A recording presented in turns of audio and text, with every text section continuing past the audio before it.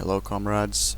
Today I would like to talk about anarchism again. I said in my previous anarchy video or anarchism video that I was gonna talk about, the big names in anarchism, Bakunin, Kropotkin, Proudhon, and originally I had planned to make one video dedicated to each of them or a longer video with a section for each of those guys and then have a lot of quotes and stuff, but then I kinda came to the conclusion that it's not gonna be worth it. I'm just gonna throw them all in one video, try to keep it relatively short and relatively general, and as one anarchist pointed out in my previous video, Proudhon is not considered so important anymore by anarchists, and maybe that is true. The thing is, and the same could be said about Bakunin, but the thing is that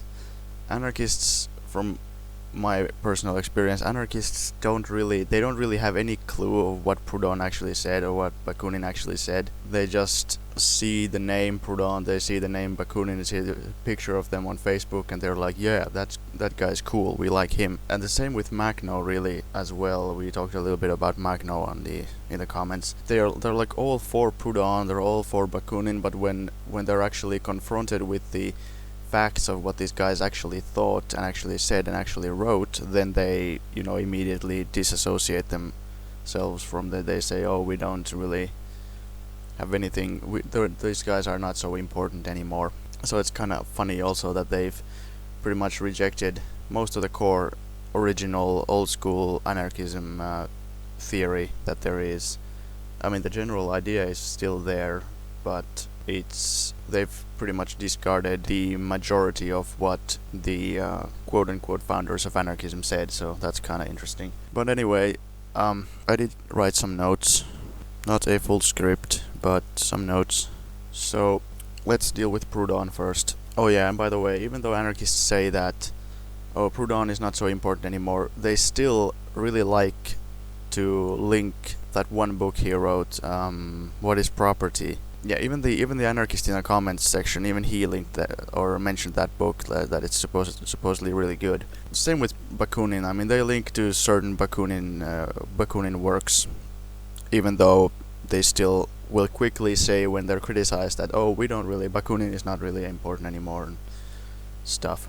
But if we actually look at what Proudhon said, I mean, I've noticed that the more I learn what Proudhon is all about, the more I dislike him, because there's not much really good about him. I don't really like anything about Proudhon anymore. I used to think that the book that I mentioned, Property is Theft, I used to think that that's pretty good, but now looking back at it, it's not that good. It's okay, but it's not really very scientific. It doesn't go into economics in any detail. It's pretty not very good in that regard. And I mean, the only good thing about it is that it's easy to understand and stuff, but it doesn't really go into any detail. It's not very scientific, and the whole point of Proudhon is that everything, because he was an idealist, so the whole point of Proudhon is that everything has to be done according to what he called eternal justice. Later, because people made fun of him, he began using the term justice or social justice or other, but especially in his older stuff he used the word eternal justice. And so I've got a little bit of a short quote here. What is the basic principle, the organic, regulating, sovereign principle of all societies, the principle which subordinates all others to itself, which rules, protects, represses, punishes, and in case of need even suppresses all rebellious elements? Is it religion, idealism, or interest? In my opinion, this principle is justice. What is justice? It is the essence of humanity itself. What has it been since the beginning of the world? Nothing. What should it be? Everything. So justice should be everything. I mean, that's super vague and super abstract and not really very useful, but how he basically uses this or applies this in practice, it's kind of this petty bourgeois notion that nobody can tell anybody what to do, nobody can take anything from anyone, and everything has to be super fair. There can't be like this centralized authority which, if there's, let's say there's a famine, you can't really take food from somebody who's hoarding food because that's not fair, supposedly, even though you would be using it to feed people.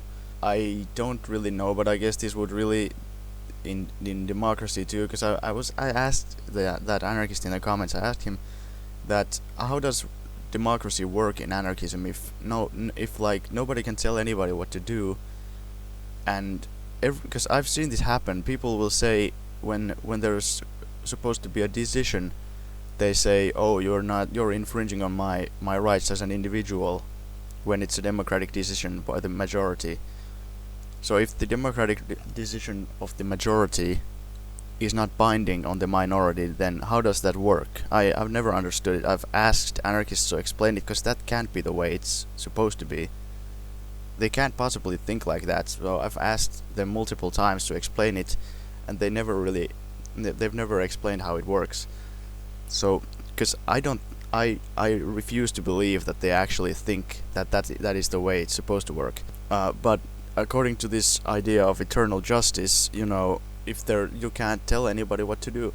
Also, there's this idea by Proudhon that everybody has to receive the value of their work, and his only opposition to capitalism, his main reason for opposing capitalism, is that he thinks it's unfair that somebody can take the value created by the worker, which of course it is unfair, but I think you should be a bit more practical than just think it's unfair. No, it's fucking horrible.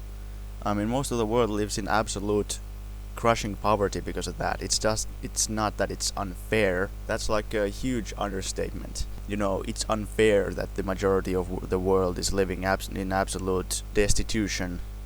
Well, you could say that it's unfair. Certainly it is unfair, but it's fucking horrible. That's what it is.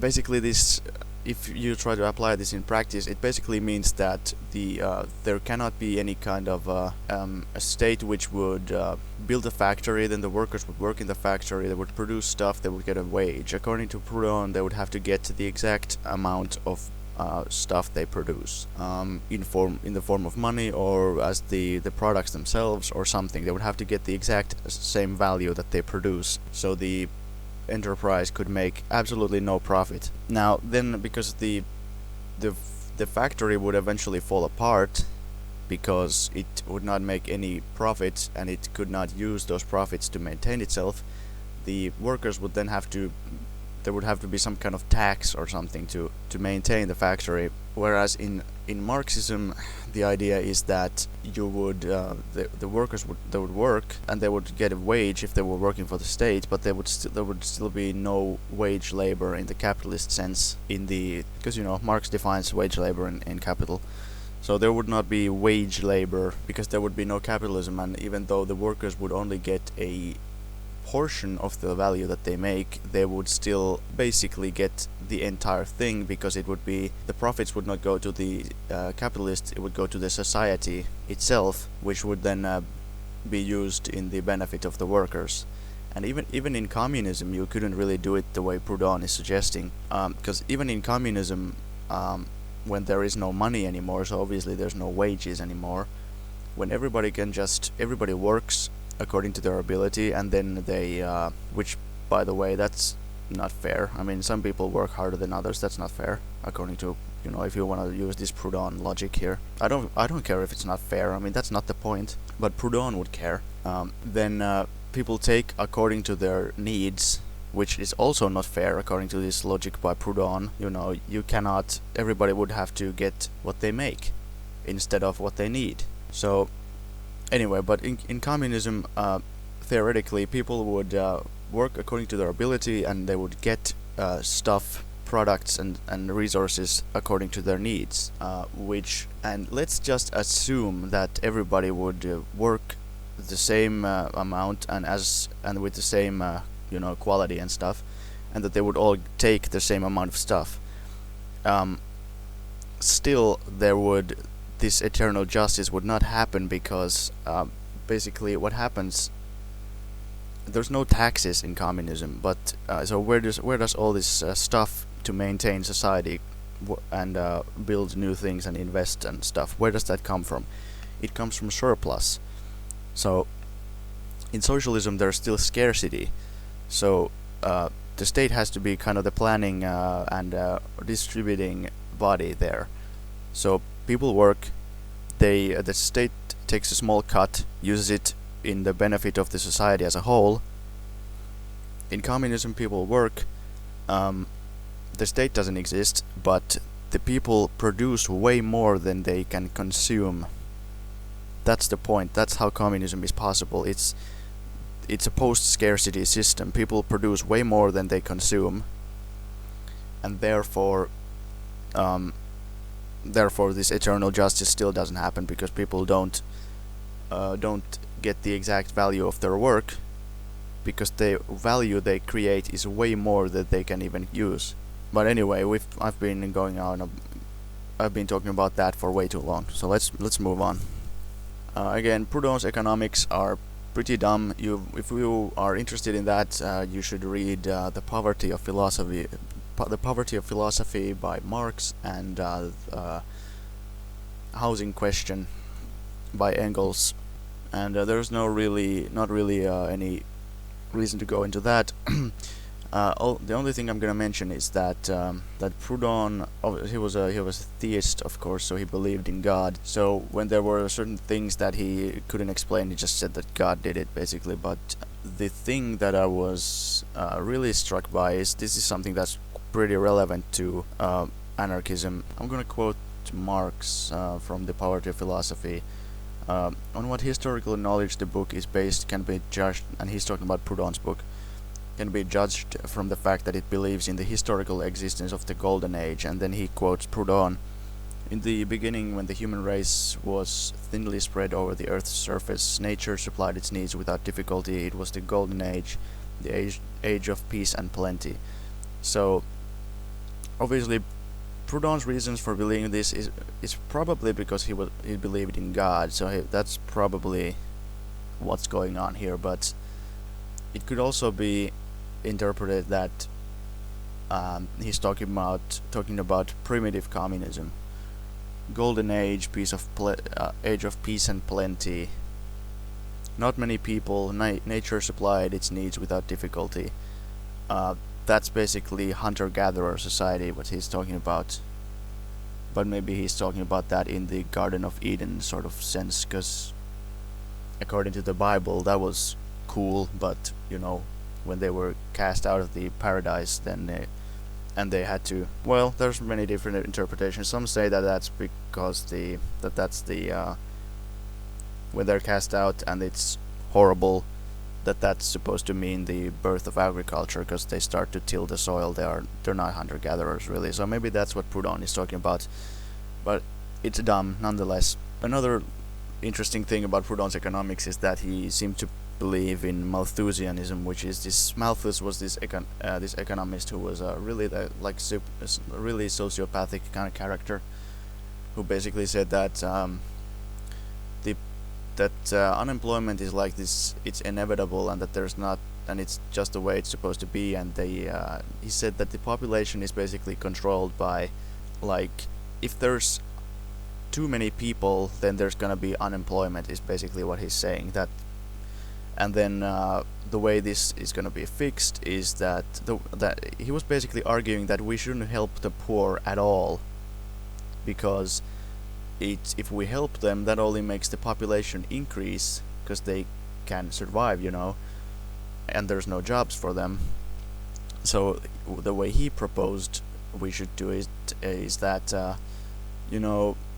that unemployment is just gonna kill them, and then the population is gonna fall, and then that's gonna solve the problem. Yeah, Proudhon somehow seems to believe in this theory. He says that when production is doubled, the population will soon be doubled also. I don't understand how that works. But anyway, that's enough of that. If I were to sum up Proudhon, he was an idealist, which I don't like. He believed in God, which I'm not a fan of. He had this crazy idea of eternal justice. I'm not a fan of that. Malthusian economics, no thank you. He doesn't want centralization of any kind. He wanted some kind of federalism without a state, individual small communities in some kind of a larger federation somehow. Basically, my main problem with him in terms of like practice is that he didn't want the centralization of property into the hands of the society as a whole. Instead, he wanted to just like spread it even further, like decentralize property, and basically instead of making everyone the collective owner of everything, centralizing everything into the hands of the society, he wanted that everybody should be a small owner, basically, which is terrible in my opinion. That's like, first of all, that's not at all different from Anarchism really, or their utopia, but he basically had this idea that there should be these small communities of small property holders working their land or whatever, and that they would then trade with each other and stuff. And that's like the ultimate petty bourgeois utopian dream right there. And he seemed to also have this idea, like I mentioned how he talked about the golden age, which I don't know if it's because he believed in God or if he really thought that primitive communism was so cool, but or both. He generally seems to have this idea that the Industrial Revolution generally was bad. Like, he doesn't say it outright, but it's kind of implied, it's kind of implicit that it's bad that capitalism is centralizing property and getting rid of these small owners and feudalism, and that he just thought that it was all negative. And of course it was horrible in the sense that there was immense human suffering, even though I think that's not what he was talking about. He just thought it was bad that it was small property was being eliminated, and it was unfair. And Marx heavily criticizes him. He says that that's like completely reactionary and completely regressive to say that, oh, we should just, and it's not even possible to stop that, this kind of centralization from taking place. Even if you forcibly decentralize everything, it's still gonna happen again. And this brings me to the last point on Proudhon, which is his reformist ideas and things of that nature. His utopianism and his reformist ideas, which is this is from Anarchy Archives. So I take it that anarchists recognize this as a valid source, but here it says that Proudhon's concept of revolution was a pacifist revolution, or a non-violent revolution. From what I've read of Proudhon, he doesn't even talk about revolution that much. I was reading his on the general idea of revolution. I was reading that, and there it's specifically supposed to talk about revolution, but it doesn't talk about violence at all, so I guess it could be correct. But according to Anarchy Archives, his revolution was supposed to be a pacifist one. So anyway, that's bad.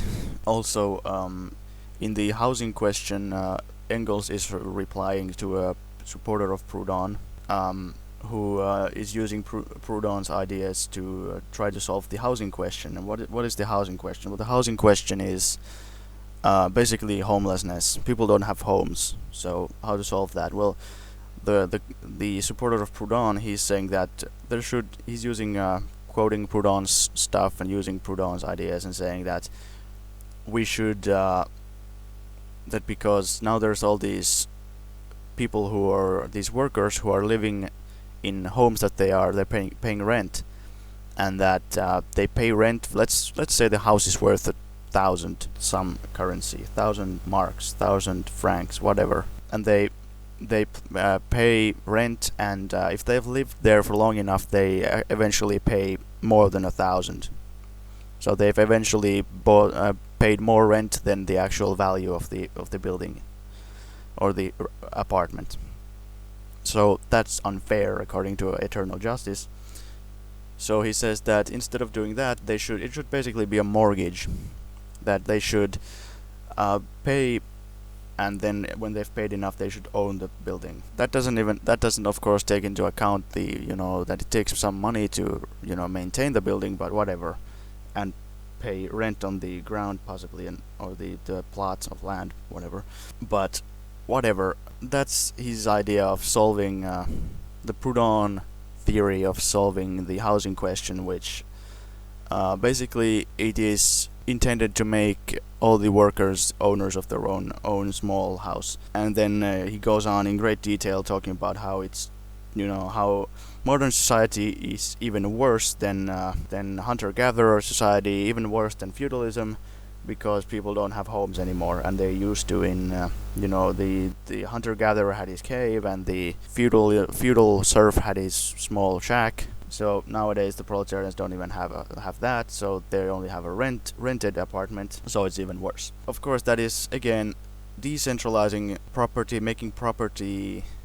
making everybody a small property owner instead of making everybody the collective owner of everything. And it's also Engels goes on to explain that this kind of strategy has actually been used by various reactionary regimes to create a middle class or a small owner class against the proletariat and against any kind of communist revolution. We can see this in today's society. If workers have a lot to lose, then they are less likely to rebel.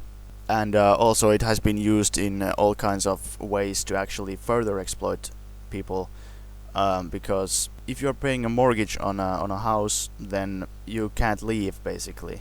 So it has been used to make people basically serfs again. And then there's this utopianism idea. So I'm gonna quote Engels now, and how Engels wants to solve this question. So, it does not occur to me to try to solve the so-called housing question any more than I occupy myself with the details of the still more important food question. So he's saying that, that's not really even that important right now. It would be more relevant to talk about food, and even that's not the main issue.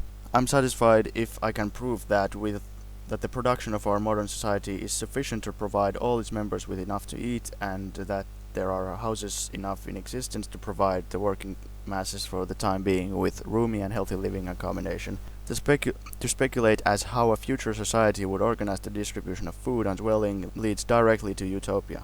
So he's criticizing this idea that they, in a typical Proudhon fashion, they go and explain in great detail how a future society would do this when they can't possibly know that. They can't possibly know how stuff is gonna work in the future. It's complete utopianism, and basically, you heard what the Proudhon theory of solving the housing question is, according to eternal justice and all that. But how does Engels solve the housing question? He says, well, there's a revolution, the workers take over all the houses, and then they give houses to people. So that's it. That's how you do it. Why should they pay the fucking capitalists anything?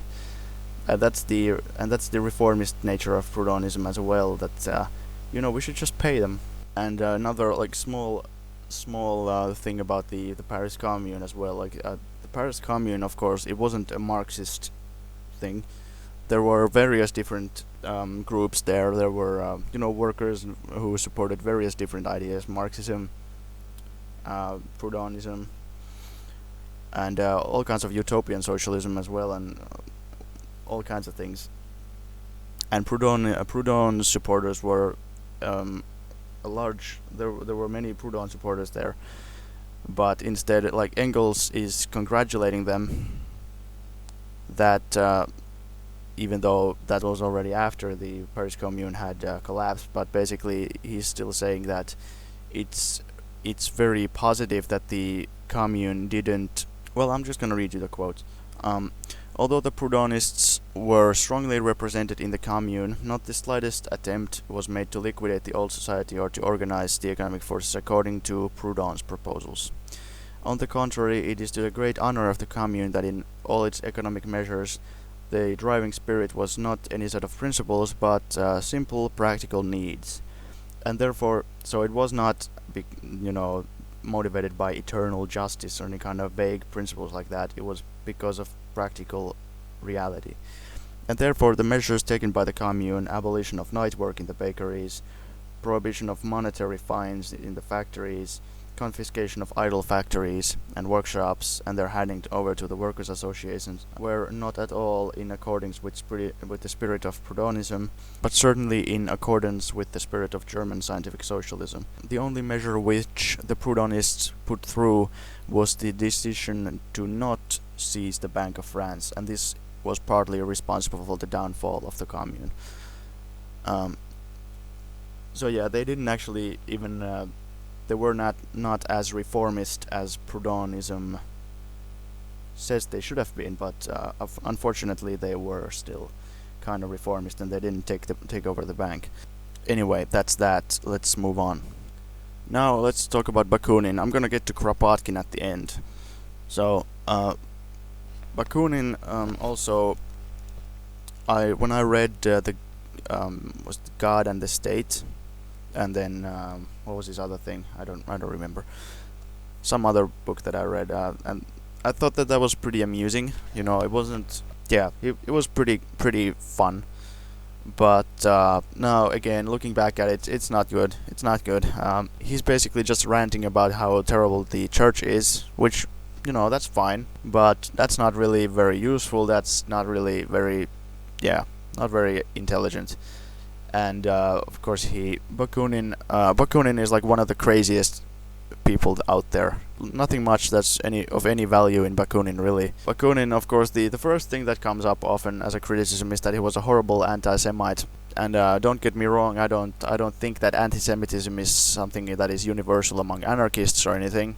That's, you know, or that it's any kind of a part of anarchism. But, you know, that's just, you know, Bakunin. Really, anti-Semitism, I think, is one of the smaller things wrong with Bakunin, actually. But it is still kind of relevant, because people say anarchists, even though, as I said, they say, oh, Bakunin is not really that important these days, but they still love to quote Bakunin when Bakunin says that, you know, Marxism is bad and that state is bad, and they love to say that, oh, look at the Soviet Union, you know, Bakunin was correct all along.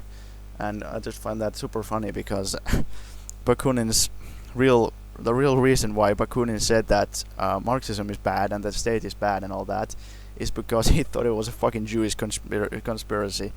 So that's like, yeah, that's just classic, isn't it? Yeah, and he hated Marx because Marx was Jewish. So here's Bakunin. Well, now, this whole Jewish world, which constitutes a single exploding sect, a sort of bloodsucker people, a collective parasite, voracious, organized in itself, not only across the frontiers of states, but even across all the differences of political opinion. This world is presently, at least in great part, at the disposal of Marx, on the one hand, and on the Rothschilds on the other. I know that the Rothschilds, reactionaries as they are, and should be highly appreciate the merits of the communist Marx, and that in his turn the communist Marx feels irresistibly drawn by instinctive attraction and respectful admiration to the financial genius of Rothschild. Jewish solidarity, that powerful solidarity that has maintained itself through all history, united them. Yeah, bravo. And that was me clapping, it wasn't me doing anything else.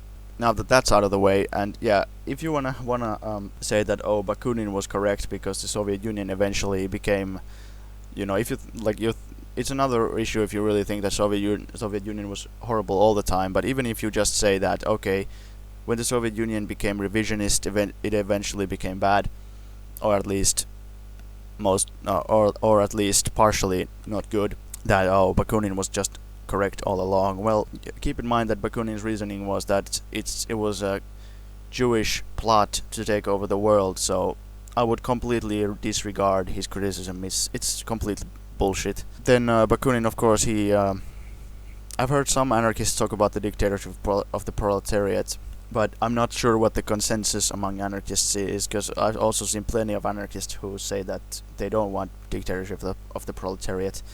Maybe they have different ideas of what constitutes a dictatorship of the proletariat.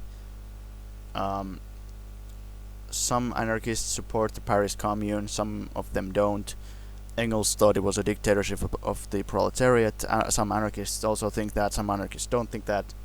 So I don't really know, but Bakunin certainly didn't like the dictatorship of the proletariat. He didn't want worker government. So here's Bakunin in Statism and Anarchy. They say that such a yoke dictatorship is a transitional step towards achieving full freedom for the people. Anarchism or freedom is the aim, while state and dictatorship is the means. And so, in order to free the masses of the people, they have first to be enslaved. So again, and by the way, this is what he says in public, but the But the previous thing was from a letter he sent, so I don't think that was probably not intended for the public. So this is what he says in the public, and secretly he thinks that it's just a Jewish plot, and that's the real reason. But yeah, he opposed the dictatorship of the proletariat, and as you can see from the rhetoric here, anarchism is not about welfare of the people. It's not about ending exploitation. It's not about collective ownership. It's most of all, it's about individual freedom. That's what it's really about. And essentially this idea of eternal justice also basically just means that, the same thing, more or less. And Marxists realize that of course workers will have to impose their control over the ruling classes, but whatever. And that said, Bakunin actually had his own theory of dictatorship, which he called the invisible dictatorship. And what this means is that he and his followers would have a secret group that infiltrated various movements and then tried to guide their actions towards anarchism, which is pretty sketchy. And in a way, this is like a strange mix between the vanguard party and a secret terrorist cell. And this also demonstrates that Bakunin accepted the theory of heroes and the crowd, and the active revolutionary heroes, quote unquote, and the passive crowd that needs to be ordered by the anarchists. And this certainly seems to go very strongly against anarchist principles. And again, this idea of the invisible dictatorship was something that Bakunin discussed in secret, in letters, not in public. So he was a pretty strange character. So there's these heroes who try to lure and try to lead and in a way mislead the workers to do certain things. They try to manipulate the workers into doing certain things. Whereas the vanguard party, the idea of the Leninist and the Marxist idea is that the workers themselves, they come together, and and Marxists don't believe in the theory of heroes and the crowd. They believe that the masses create the heroes, and not that the revolutionary masses create the heroes, and not that the heroes, supposedly turn the crowd into a revolutionary force. So the workers come together, and the most theoretically advanced and the most experienced of them become the party, and then the party is essentially the working class organizing itself and leading itself. It forms a leadership that guides the rest of the working class. And I've talked about this before. So this is what Stalin says. This is in a letter on publication for children directed to the Central Committee of the All Union Communist Youth in 1938. So he says that the theory of heroes and the crowd is not a Bolshevik but a social revolutionary theory. The heroes make the people, transform them from a crowd into people, thus say the social revolutionaries.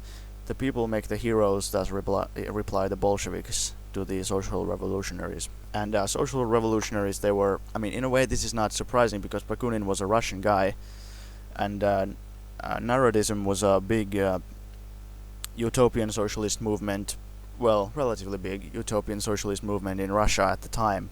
And they held similar views, and the social revolutionaries that Stalin is talking about, they were people like Narodniks. They were basically the socialist movement of Russia before Marxism came along. And apart from being an anti-Semite, Bakunin was also a pan-Slavic nationalist, and some anarchists say that he changed his mind which is certainly possible. But considering the fact that he lied about many other things, it's not so easy to tell. And this is what he said in one of his published writings. We are unalterably opposed to any form of pan-Slavism, as we are to any form of pan-Germanism. So this is what he said in his public writings. While this is what he said in a private letter some years prior. I don't remember the exact year, but it says, I will serve the Slavic-Polish cause because since 1846 this question has become a fixation on my mind. I'm ready to do anything to serve this cause. Underneath this issue lies in all its beauty the Free Slavic Federation, which represents the only real issue for Russia, Ukraine and Poland and all the Slavic countries. The fact that he held these pan-Slavic views for at least 20 years or more while publicly opposing the dictatorship of the workers, he also supported his own, like, this secret version of some kind of dictatorship. It's kind of, make of that what you will. He certainly held these beliefs for a very long time. But Bakunin immediately accepted Marx's theory of or analysis of capitalism, and he even began translating Das Kapital into Russian, which is awesome. Despite hating Marx and thinking that Marx was I don't really understand how that works, how Marx is a Jew who wants to take over the world, but Bakunin still thinks that he's making good contributions. And this is common among anarchists, that they use Marxist economics because they don't really have any usable good economics of their own. Lucky for them that Marx was around, otherwise they'd have to settle for what Proudhon said. Yeah, I mean, Marx said that he was influenced by Proudhon, the basic idea of Proudhon, which is that property is irrational, which I think we can all agree on that individual property, which doesn't really, it's kind of strange how that works out. Proudhon says that private property is kind of irrational, and he really kind of just becomes this force who further solidifies private property. Anyway, so Bakunin is often credited with coming up with insurrectionary anarchism, or that he's like the founder, even though he didn't really say that, but like that he's the founding figure or the historical predecessor of insurrectionary anarchism, which is in line with his idea of the indivisible dictatorship and his support for the theory of heroes and the crowd. And insurrectionary anarchism means basically that a bunch of isolated individuals who are anarchists, either alone or in a group of some kind,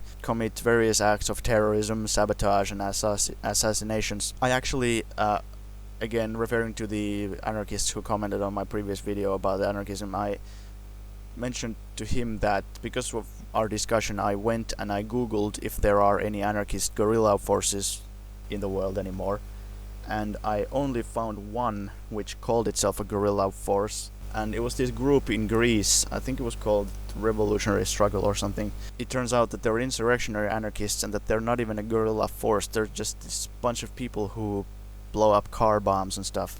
So they're basically terrorists. That's not revolution.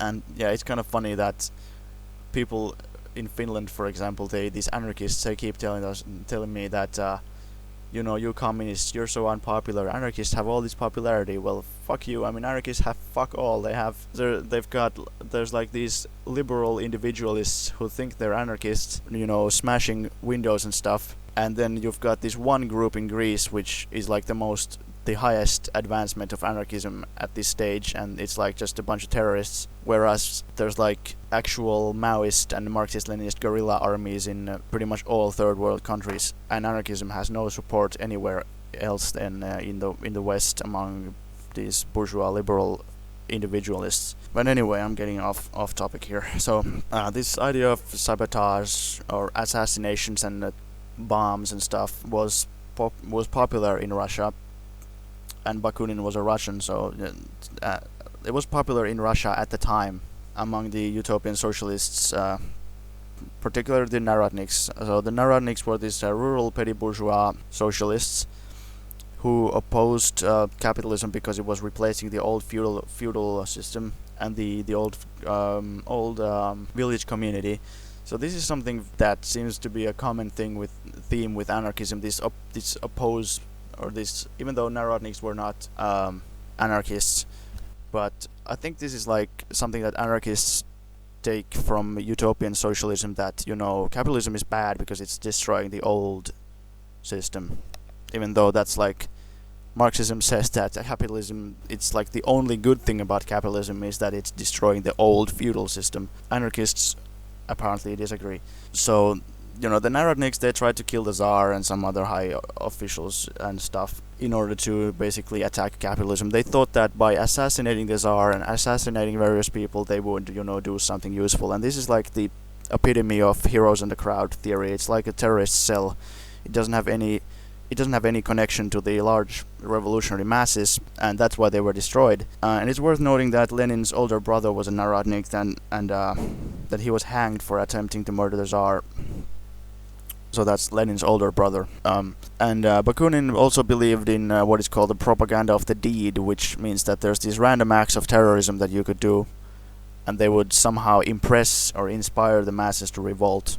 And this is something that Lenin strongly criticized, by the way. And this is something that not only Bakunin, but various other people also believed. And obviously this was not the case, and the Narodniks never had any support among the wide masses, and they were eventually just hunted down and killed or jailed, because it's like Mao said that communists are like fish and the people are the water, and they swim in the water, and they have this connection, whereas this insurrectionary anarchist, Bakuninist and Narodnik idea was that, you know, there's just this isolated terrorist cell who does stuff. They thought that if this active, heroic anarchist group blows up a car bomb, then that's gonna inspire the passive mob of the workers to revolt, which never happens. And Bakunin's idea was pretty close to the stereotypical view of anarchism,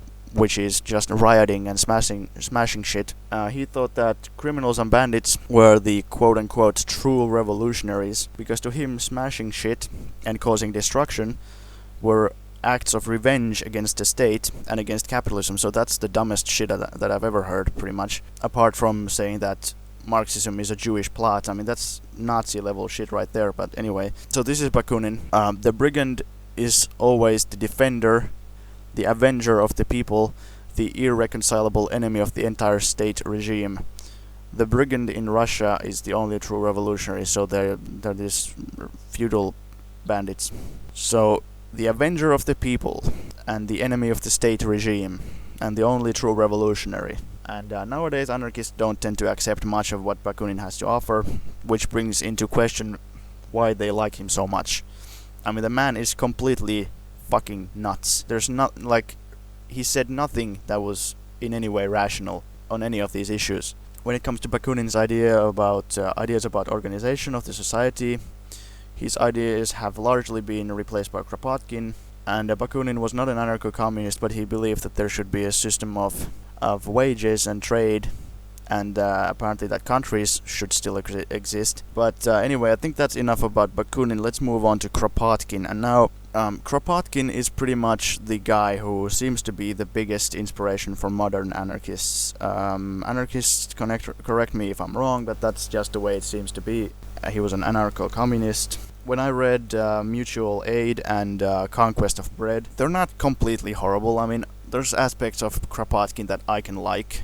Certainly an improvement over Bakunin, Jewish conspiracies, you know, criminals being the true revolutionaries and stuff like that. Certainly an improvement over that. Certainly an improvement over this abstract notion of eternal justice and whatnot. But still, Kropotkin, it's not so good. Let's talk about Mutual Aid first. If you read Mutual Aid, let's say what's positive in Mutual Aid. I liked Mutual Aid because it's essentially trying to argue against this idea that it's trying to argue against social Darwinism. When theory of evolution came about, you know, people would then try to apply it to the social life. They would say that only the fittest survive. It's this free-for-all struggle against individuals against each other, every man for himself, and certainly, like, this is a strong part of capitalist ideology. And the one thing I have to say about Mutual Aid is that it's a really good refutation of that, in a way, because basically it's just a book which lists a bunch of ways that people have cooperated. It's the chapters are mutual aid among animals, mutual aid among savages, among the barbarians in the medieval city, and amongst ourselves, which this was written in 1902, or at least published, I guess. He's basically saying that, you know, really, it's not this one-on-one or free-for-all struggle, it's more that people cooperate. The problem is that he just goes too far. He's like, people are completely good, people just cooperate, they all just get along with each other just fine, people are not individualistic in the slightest, people are just good, and basically he's saying that if only the state wasn't there, then people would be perfect. He, on multiple occasions here, he's talking about how the village community was just perfect, just fantastic, and then the state came and forcibly privatized stuff, and then everything was horrible. So that's like his completely terrible idea that the people are just naturally completely altruistic, and and that the state causes people to be bad. Then the real reason why people are individualistic at all. And then another big element that I really do not like about this book is that it's like this huge effort to romanticize and fetishize and idolize. What's the word that I'm looking for? It's like this massive effort to say how primitive communism was awesome, how feudalism was awesome because we had the village community, which I think he even calls the village commune, and tribal societies were awesome because we had the tribe and it was cool, and basically anything, as he says, like savages, cool, barbarian society, cool, medieval society, medieval city, medieval village, cool, everything was cool. I mean, he's saying that in the city it was the guilds that were the cool thing, and I object to that. And of course there's certain, we know that there's very positive aspects in primitive communism, some of which were later taken over by Western society, but it's just the chapter on savages, for example. It's just this huge thing about how good tribal societies are, and how that's just something we should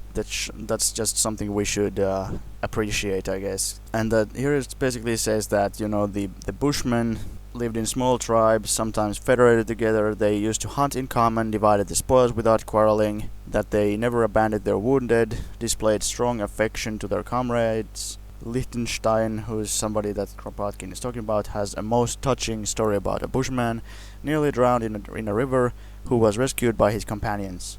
They took off their furs to cover him, shivered themselves, they dried him, rubbed him before the fire, smeared his body with warm blah blah blah. And here it says that Burchell and Moffat, who I guess are historians, I guess are scientists, both represent them as good-hearted, disinterested, true to their promises and grateful, all qualities which could develop only by being practiced within the tribe. And this just goes on and on and on about how.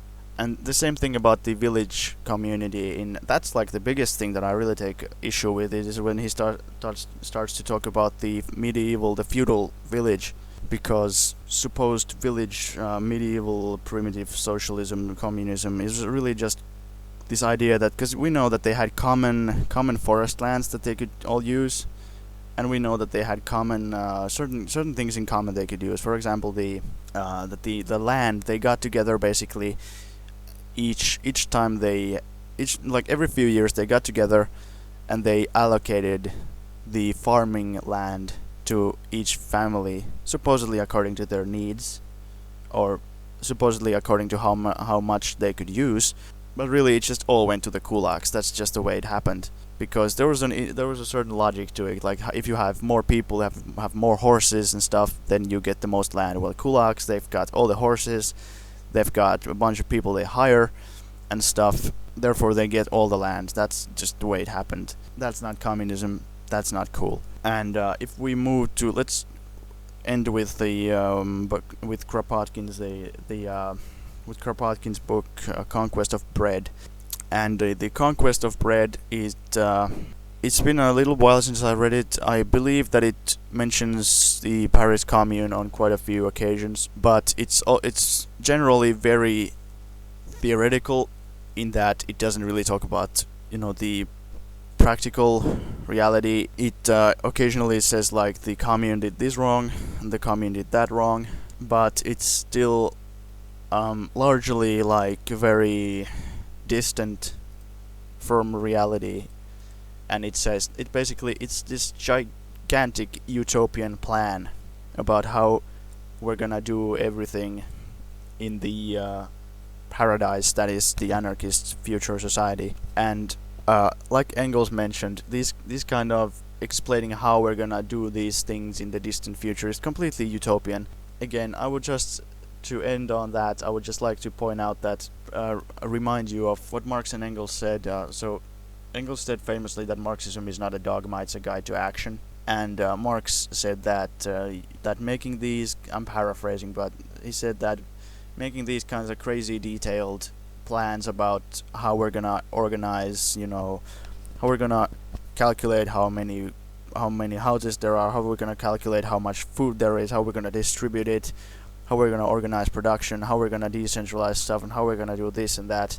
That all kinds of, especially the more complex it gets, the more absurd it is, because the truth is that you cannot possibly know how things are gonna go.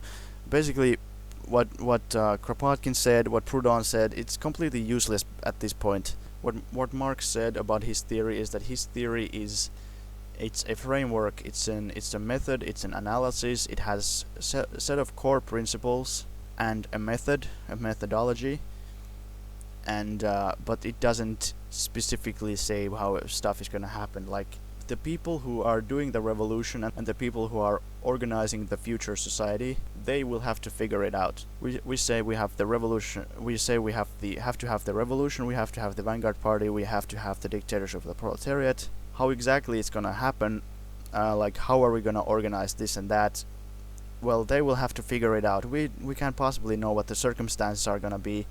We don't know what year that's gonna happen. We don't know what country. I mean, the revolutions have happened in drastically different circumstances.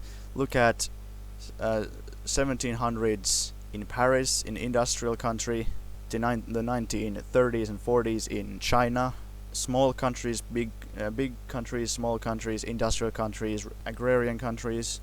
So who knows? When there's these significant things that can be different, it's doesn't really make a whole lot of sense to make plans like that, because there is no universal model that's gonna work everywhere. Even Marxism-Leninism, which is a pretty detailed theoretical principles, which has its own method and tactics, even that can be applied in very different ways in different situations, and that's why it's so useful. That's its strength. It's not dogmatic. It's flexible, and it can be used in various different ways. The problem is that it's not easy. It's not like something that you can just use everywhere the same way. There isn't anything that you can do the same way everywhere all the time, and it's always gonna work. In fact, that would never work, and anarchism hasn't really ever worked. But I think that's about it. I've talked about it for long enough. So, a lot of things, a lot of issues, a lot of criticisms, a lot of things to cover, but obviously I only scraped the surface, didn't really go into that much detail after all, so I'm sure there's plenty of other things I could have talked about, but it's gonna take years if I really wanna make a deep, detailed criticism of everything that these people said.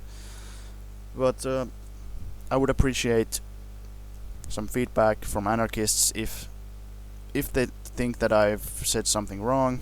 Okay, but that's it. I will see you guys next time. Bye bye.